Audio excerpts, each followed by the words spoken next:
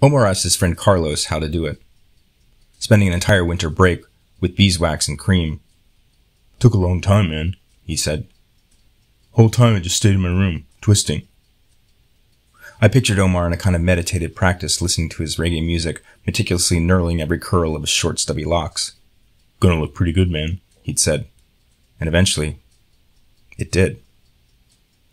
I'd seen pictures of Omar in high school, where he had short hair, and quite honestly, he looked kind of gawky and goofy. Even his father affectionately called him "Frog Face."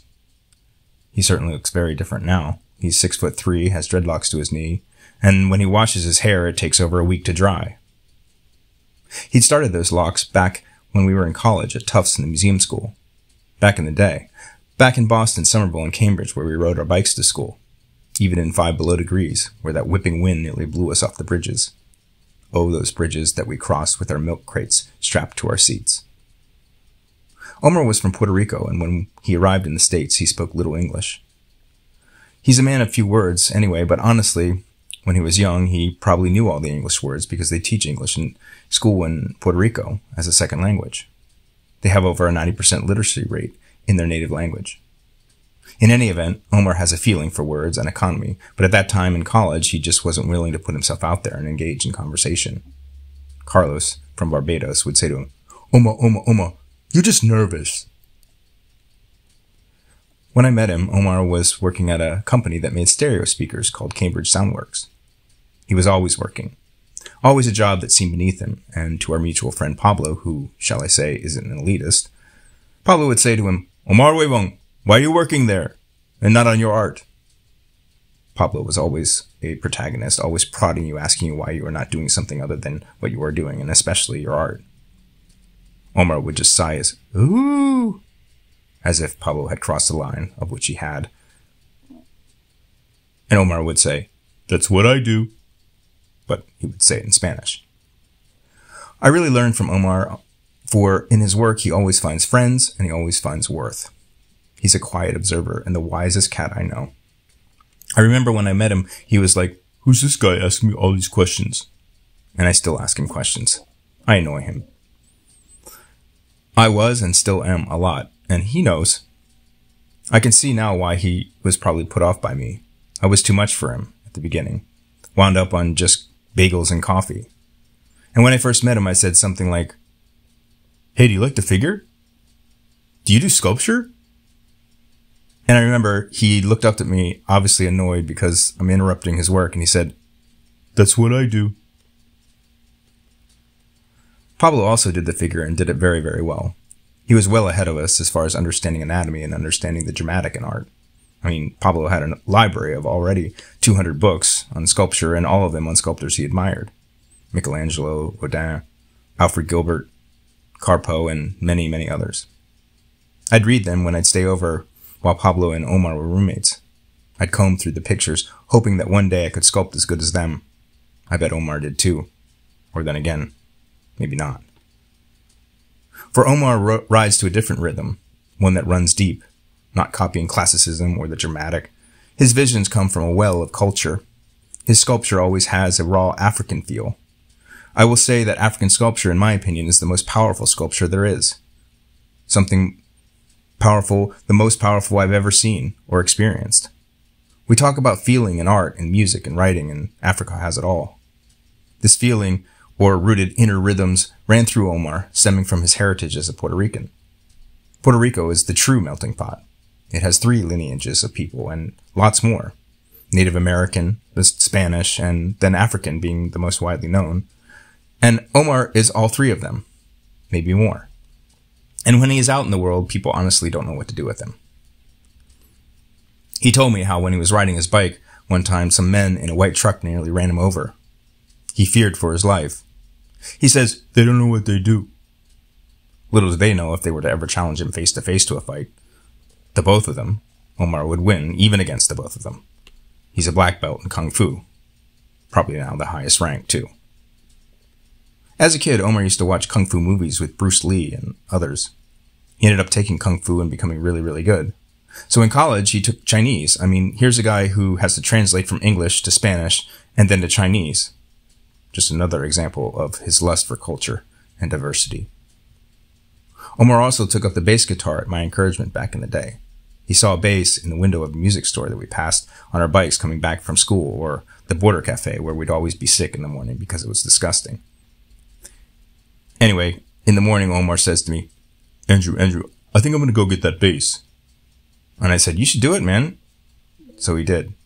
He rode it back home on his bike, a tiny 10-watt amplifier, and the Ibanez bass in the back basket.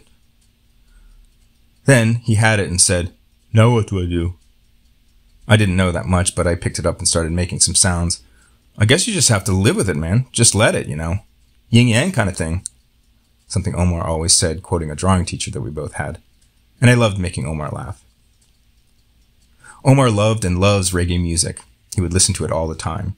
He had an immaculate Pioneer turntable, Pioneer receiver, 6-disc cartridge CD player, and Cambridge Soundworks speakers. Sounded fat. The receiver had an equalizer too and was always dialed up for the bass. Like way up. Deep.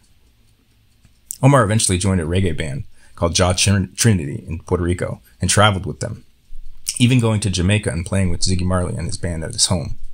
Omar, in his few words, said, they were pretty cool, man. Omar doesn't drink. He has once or twice in his life, and he said, ooh, makes me dizzy, man. I don't like it. It's not for me. Omar does smoke weed and is Rasta and all that, but I don't think it's wake and bake or anything. Sometimes, though, even in Puerto Rico, I don't think they know what to do with him. Even though there are a blend of cultures and heritages, there still is a kind of underlying racism that exists.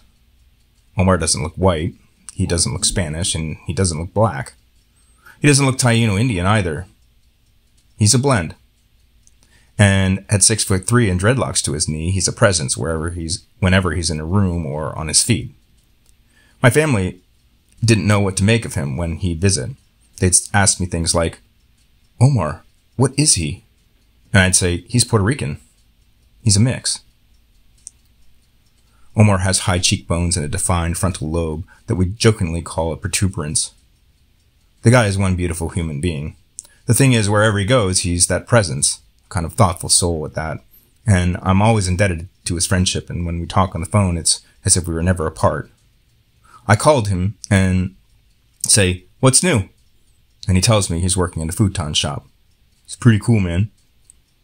I remember back in the day in college when we both had futons and slept on the floor. Omar in his dark cave smelling of incense and oil. It never smelled of weed, and Omar didn't just smoke it up every day. It had to be right. It had to be the right situation. We would go religiously to see reggae music on the Saturday night at the Western Front in Cambridge. Sometimes I'd be the only white dread in the place. Even Carlos, God rest his soul, would come up to me and say, hey, you white boy know not your dreadlocks. Kind of poignant, digging it. But then he'd lighten up a little bit and say, yo, come see the daughters. Which meant there were some black women he wanted to introduce us to. Kind of sexist, I thought, but somehow Carlos got away with it. Pretty much all on charm. The bands we saw at the Western Front were incredible. Sometimes the place was jumping and beautiful women were dancing with their foreheads beaming in the light. And dudes would just start grinding with them, a kind of winding with them, sometimes grabbing their bottom. Some had to hold on, some skinny Rasta all up in place, stoned as shit, happy as can be. There was no formality like, can I ask you to dance? Why do I have to be so square? It was just jump in, do you like what you see? I felt out of place at times, I can tell you, but never like dangerous or threatening. It was Carlos who followed me in Boston once, and he yelled at me, said, Andrew, you're not aware. You're not aware, man. You gotta be aware when you walk around here. I mean, it was Boston, Mission Hill in the 90s, predominantly black, and I was once again white boy walking in unaware. He was right, too. Once riding home, I got chased by two black guys on foot. They almost caught me, too, grabbed my leg, but I had to kick one of them off, and I rode off as fast as I could. Never in my life have I ridden so fast, and never in my life had I been so scared. But I never felt that way at the Western Front.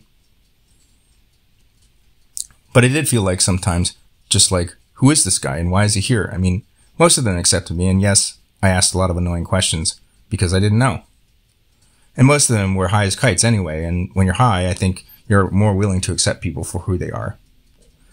More of like, he's here to appreciate the music, man. And Omar, of course, with his towering, unmistakable presence, was always alluring to both the men and the women. You couldn't deny it. And his recognizability, especially with his new mop of dreads, sometimes I think made him nervous. I mean, he just wanted to be left alone. Why do people come and talk to me? He says.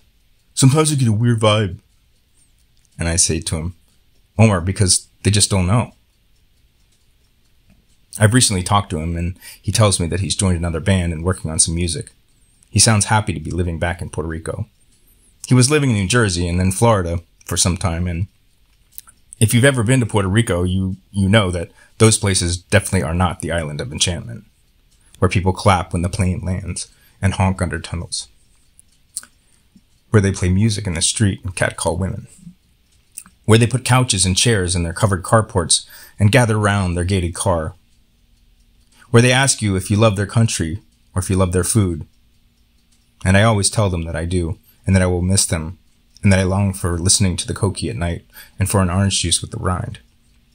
And perhaps to grab some yucca root at a roadside stand, or some plantain platanutris sold by some soul surfer for a couple of bucks on the beach. I haven't been there for some time. It's maybe been up over 30 years. And it took a long time, though, but Omar grew. He grew into the man he was supposed to. He grew into his locks, he grew into the identity of a righteous Rasta, while still remaining all original on his own. I miss him.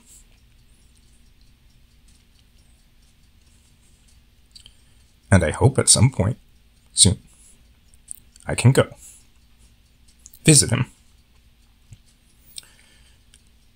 And he can once again show me the most beautiful island, the most beautiful forests, the most beautiful people. It's truly no wonder they call it the Island of Enchantment, where I'm sure they all know Omar is king.